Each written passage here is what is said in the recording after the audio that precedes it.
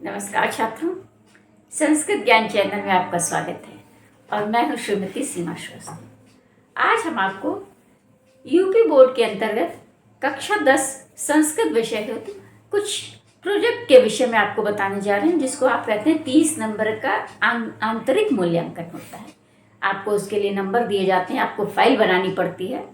तो कुछ हम आपको टॉपिक्स बता रहे हैं, डिस्कस करेंगे उस पर, और हो सकता है आपके यहाँ विद्यालय में दिए गए हों वो टॉपिक्स, टीचर्स ने दिए हों आपको। तो कुछ ऐसे हम टॉपिक्स आपको बता रहे हैं जिस पर आप मूल्यांकन का कार्य कर सकते हैं। ठीक, अब उसमें सबसे पहले पूछा जा सकता है आपसे संस्कृत साहित्य का इतिहास। ठीक, ये बहुत ही अच्छा टॉपिक है प्रोजेक्ट के लिए। ठीक है, तुम इस विषय पर आपसे कुछ आज हम चर्चा करना चाहिए। ठीक है, अब हम आते हैं संस्कृत साहित्य के इतिहास के विषय में। ठीक है, हम आपको संक्षिप्त सी जानकारी देंगे जिससे आपका प्रोजेक्ट कार्य कंप्लीट हो सके। अब हम सबसे पहले, अगर आपको संस्कृत साहित्य का इतिहास है मिला है आपको, तो उस पर आपको कैसे लिखना, हम सबसे पहले आपको उसके पॉइंट्स बता रहे हैं। ठीक है, सबसे पहले आप उसमें लिखिएगा संस्कृत शब्द है क्या, संस्कृत शब्द की व्युत्पत्ति कैसे हुई। ठीक, अब आप सबको पता होगा कि संस्कृत शब्द की व्युत्पत्ति कैसे हुई। संस्कृत शब्द में सम उपसर्ग, क्रिय धातु और अक्ता प्रत्यय लगा हुआ है, अर्थात संस्कृत शब्द सम उपसर्ग पूर्वक क्रिय धातु एवं अक्ता प्रत्यय के योग से निर्मित है। इसमें सुट का आगम होता है, तो इसलिए संस्कृत बन जाता है। सम उपसर्ग है, सुट का आगम होता है और क्रिय धातु है और अक्ता प्रत्यय लगा हुआ है। इस प्रकार से संस्कृत शब्द बनता है। अब संस्कृत साहित्य का इतिहास, इस पर हम आपको बताने जा रहे हैं। तो ये तो हो गई संस्कृत शब्द की व्युत्पत्ति। अब साहित्य के विषय में आपको कुछ हम बताना चाहेंगे। साहित्य है क्या? साहित्य का मतलब होता है साहित्योः भावः इति साहित्यम्। साहित्योः भावः अर्थात जिसमें हमारे कल्याण का भाव छिपा है, जो हमारे हित के साथ है। अब उसे हम साहित्य कहते हैं। ठीक, साहित्य को पढ़ने से हमारा कल्याण होता है। नहीं तो क्या आवश्यकता थी कि रामायण त्रेता युग की रचना है और उसको हम आज भी पढ़ रहे हैं। ठीक, कब की रचना है और आज तक कलयुग तक पढ़ी जा रही है। आखिर उसको लिखने का क्या अभिप्राय था? इसलिए कि हमारी आने वाली जो पीढ़ी है वो रामायण से कुछ सीख सके, भगवान राम के चरित्र से कुछ सीख सके। एक आदर्श राजा का क्या कर्तव्य होता है, एक पुरुष का घर परिवार समाज के प्रति क्या दायित्व होता है, ये आने वाली पीढ़ी सीख सके। ये पीढ़ी दर पीढ़ी हस्तांतरित होती है, इसीलिए इतिहास को लिखा जाता है, लिपिबद्ध रूप में रखा जाता है कि हम तो आज इससे कुछ सीख ही रहे हैं, हमारी आगे आने वाली पीढ़ी भी इससे सीखती रहे, उसका अनुकरण करती रहे, उसका अनुशीलन करती रहे। तो ये होता है साहित्य का मतलब, ये हमारे कल्याण से जुड़ा हुआ है। साहित्य में जीवन जीने की पद्धति बताई जाती है कि जीवन का अर्थ क्या है और जीवन को कैसे जीना चाहिए। ये साहित्य से ही हम सीखते हैं। तो साहित्य का मतलब ही है साहित्योः भावः इति साहित्यम्, जिसमें हमारे कल्याण का भाव छिपा है वही साहित्य। ठीक, अब संस्कृत साहित्य जो है, ठीक, अब इसको हम दो भागों में बांट सकते हैं। एक होता है वैदिक साहित्य और दूसरा है लौकिक संस्कृत साहित्य। ठीक, और वैदिक साहित्य में हमारे वेद आते हैं। वेद जो हैं वो हमारी वैदिक साहित्य परंपरा के सर्व प्रमुख ग्रंथ हैं, वो हमारे प्रतिनिधि ग्रंथ हैं। वैदिक साहित्य के प्रतिनिधि ग्रंथ हैं कौन? ग्रंथ जो वेद हैं हमारे। अब उसके बाद हमारा आता है लौकिक संस्कृत साहित्य। ठीक, वैदिक साहित्य में ब्राह्मण है, आरण्यक है, उपनिषद है, वेद है। फिर उसको हमने सरल भाषा में समझाने के लिए उसको धीरे धीरे हमने सरल बनाना शुरू किया कि वेद जो हैं वो तो वैदिक संस्कृत में लिखे गए हैं। आप वो एक आम आदमी तक कैसे पहुँचे, आम आदमी उनको कैसे जान सके, समझ सके, उसके लिए वेद मंत्रों का संकलन किया गया, जिसको संहिता भाग कहा गया। फिर इसके बाद ब्राह्मण ग्रंथों की रचना की गई, फिर आरण्यक ग्रंथों की रचना की गई और फिर उपनिषद ग्रंथों की रचना की गई। ठीक, अब उसके बाद हम आते हैं लौकिक संस्कृत साहित्य पर। ठीक, आजकल वेद के अतिरिक्त जो भी इतर सामग्री है हमारी, सब लौकिक संस्कृत में आती है। अब लौकिक संस्कृत में अब उसको हम जो चीज हम जान है उसको हम काव्य के रूप में निबद्ध करते हैं। ठीक, अब बारी आती है कि समय काव्य क्या है, काव्य किसे कहते हैं। तो काव्य क्या है, काव्येरिदं कर्म भावो वा काव्यम। जो काव्य का कर्म है वही काव्य कहलाता है, काव्य का कर्म ही काव्य कहलाता है। कवि जो कर्म करता है, लेखन रूपी कर्म करता है, उसी को हम काव्य कहते हैं। ठीक, और कवि प्रजापति होता है। ठीक, अपारे काव्य संसारे कविरेव प्रजापति। ठीक, इस संपूर्ण संसार में कवि ही प्रजापति है, उसको कवि को प्रजापति का दर्जा दिया गया। तो ये तो हो गई काव्य की बात। अब काव्य के भेद क्या हैं? काव्य के मुख्यतः दो भेद होते हैं। कौन कौन से? पहला दृश्य काव्य और दूसरा श्रव्य काव्य। दृश्य काव्य, दृश्य आप जानते हैं जो हम देखते हैं साक्षात अपनी आंखों से। दृश्य शब्द दृश्य धातु में यत् प्रत्यय लगाकर दृश्य शब्द देना, दृश्य काव्य। ठीक, अब दृश्य काव्य के अंतर्गत आते हैं क्या? नाटक और उपरूप। नाटक, दृश्य काव्य को का जो सबसे पहला चरण है, ठीक, हम वो नाटक के रूप में इसको परिभाषित करते हैं। नाटक, हम कोई जैसे रामायण है उसको आप देखते हैं, या कोई भी अच्छी चीज़ है जैसे अभिज्ञान शाकुंतल नामक नाटक है। ठीक, तो अब एक कहानी हम ले लेते हैं, उसको हम विभिन्न पात्रों के माध्यम से जनमानस तक पहुंचाने का प्रयास करते हैं। घटना कब की घट चुकी है, लेकिन अब वो हमारे तक कैसे पहुंचे, हम कैसे जाने? तो उसी चीज को, उसी घटना को, उसी कहानी को हम विभिन्न पात्रों के माध्यम से अभिनीत करके जनता के समक्ष लाते हैं।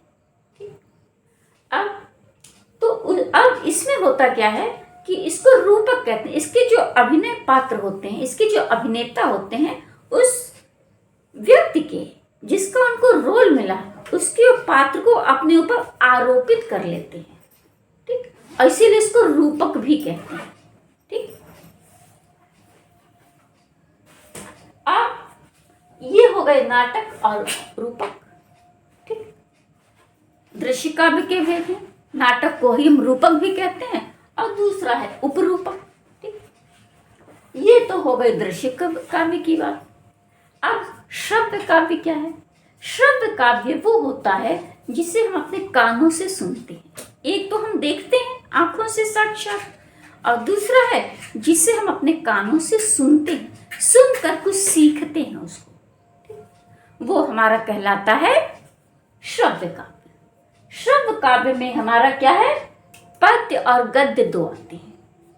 किसी चीज को हम सुनते हैं तो उसको दो रूपों में सुनते हैं, एक तो पद्य के माध्यम से सुनते हैं, दूसरा गद्य के माध्यम से सुनते हैं। तो पद्य, ठीक, तो सबसे पहले पद्य की ही रचना हुई, गद्य तो बहुत बाद में आया, पहले पद्य की रचना की गई। पद्य में क्या होता है? पद्य का मतलब जो रचना लय, ताल और छंदबद्ध से युक्त होती है, उसमें उसका बंधन होता है, इसको हम पद्य कहते हैं। अब पद्य के रूप में हमारे क्या है? महाकाव्य है, खंड काव्य है और उपरूपक है। क्या क्या है? महाकाव्य, खंड काव्य और उपरूपक। ठीक, महाकाव्य वो होता है जिसकी कुछ निश्चित शर्तें होती हैं। उसकी सबसे पहली शर्त होती है कि जो महाकाव्य होता है वो हमेशा सर्गों में निबद्ध होता है। जैसे नाटक अंकों में होता है, निबद्ध होता है, अगर नाटक है तो उसको अंकों में बांटा जाएगा, और जो महाकाव्य है उसको सर्गों में बांटा जाएगा। ठीक है, अब उसके बाद कम से कम 8 सर्ग होने चाहिए।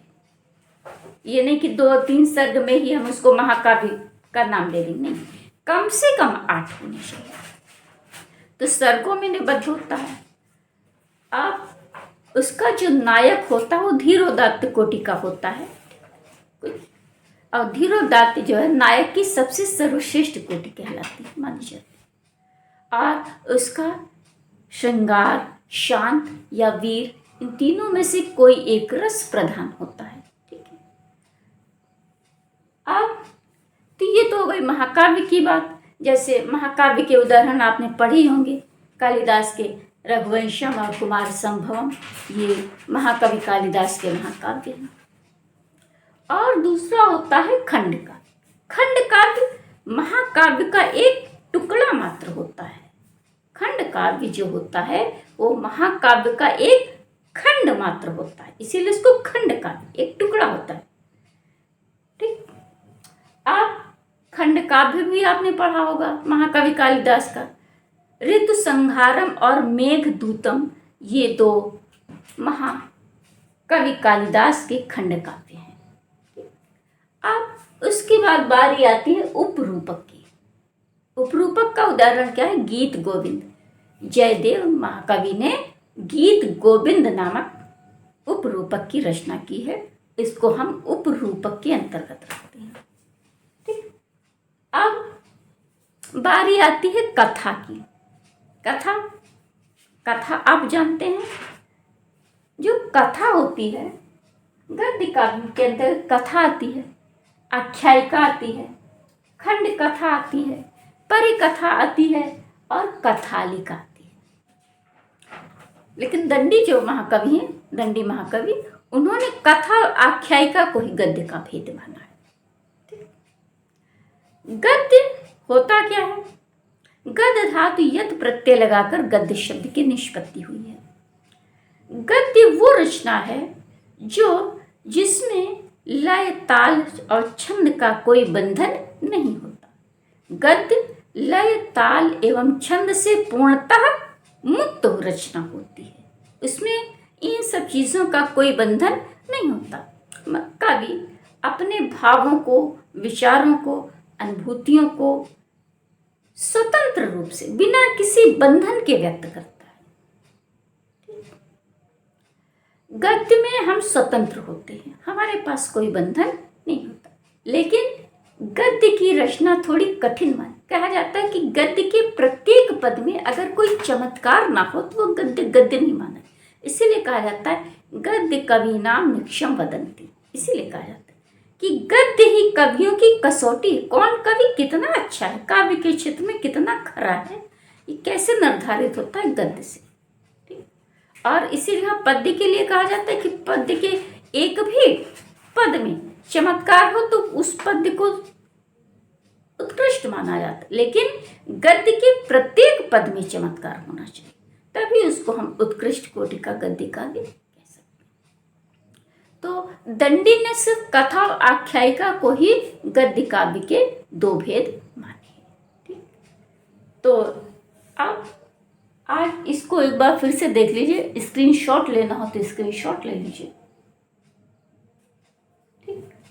और फिर से हम इस पर मोटी मोटी बातें बता देते हैं। संस्कृत साहित्य का इतिहास है। इसमें सबसे पहले आप संस्कृत शब्द की व्युत्पत्ति बताइएगा, संस्कृत शब्द कैसे बना। ठीक। और अगर आप देना चाहते हैं, अगर आप उसको ब्रॉड करना चाहते हैं थोड़ा सा, तो संस्कृत भाषा का महत्व दे दीजिएगा। ठीक। और उसके बाद साहित्य शब्द की व्युत्पत्ति बता दीजिएगा। साहित्य शब्द क्या है, कैसे बना, इसका मतलब क्या है, उसको आप बता दीजिएगा। फिर उसके बाद संस्कृत साहित्य और वैदिक साहित्य, लौकिक साहित्य का विभाजन कर दीजिएगा। वैदिक साहित्य क्या है, लौकिक साहित्य क्या है। ठीक। और वैदिक साहित्य का जो मेन ग्रंथ है, वेद है, उसको बता दीजिएगा। लौकिक साहित्य को बता दीजिएगा और इसके काव्य को बता दीजिएगा। काव्य क्या होता है, काव्य किसे कहते हैं, उसको बता दीजिए। फिर उसके बाद काव्य के भेद बता दीजिए, काव्य के कितने भेद होते हैं। और उसके बाद भेद के अंदर जो प्रभेद होता है उसको बता दीजिएगा। और उसके बाद उसके नाटक उपरूपक बताए, श्रव्य है, फिर गद्य है, इसके बाद पद्य, गद्य, ठीक। और एक शैली आती है चंपू काव्य कहलाता है, जिसमें गद्य और पद्य का मिश्रण होता है, उसको हम चंपू काव्य कहते हैं, ठीक। त्रिविक्रम भट्ट का नल चंपू एक है, वो चंपू काव्य का सर्वोत्कृष्ट उदाहरण है, वो चंपू काव्य कहलाता है। इस प्रकार से आप देकर उसको आप अपने प्रोजेक्ट को आप तैयार कर सकते हैं। और कोई दिक्कत हो आपको तो आप उसको कमेंट बॉक्स में लिख सकते। अगर आपको और अतिरिक्त मैटर चाहिए तो आप हमसे पूछ सकते हैं, हम उस पर और पर्याप्त मैटर देंगे, और भी ज़्यादा मैटर देंगे, ठीक है। और अब जो है अगले वीडियो में हम आपको प्रोजेक्ट के लिए कुछ अन्य टॉपिक भी देंगे, जैसे कवियों के बारे में देंगे, ठीक है। विभिन्न कवियों का परिचय आप लिख सकते हैं, महर्षि वाल्मीकि के बारे में लिख सकते हैं, आप महाकवि कालिदास के बारे में लिख सकते हैं, बाणभट्ट के बारे में लिख सकते हैं, और यदि आप ज़्यादा चाहें तो आप आर्यभट्ट आदि के भी बारे में दे सकते हैं, बहुत बड़े गणितज्ञ थे, ठीक। संस्कृत साहित्य में इनका बहुत बड़ा योगदान है, उनको आप दे सकते हैं। कवियों का परिचय दे सकते हैं, भवभूति के बारे में बता सकते हैं, महर्षि पाणिनि के बारे में बता सकते हैं, या संस्कृत व्याकरण का इतिहास ले सकते हैं, संस्कृत भाषा का इतिहास ले सकते हैं, तमाम टॉपिक लिख सकते हैं। तो अब अगले वीडियो में हम आपको इसी अगले टॉपिक की ओर ले चलेंगे, ठीक। आशा करते हैं कि आपको ये आज का ये वीडियो पसंद आया होगा, ठीक। जय हिंद, जय भारत।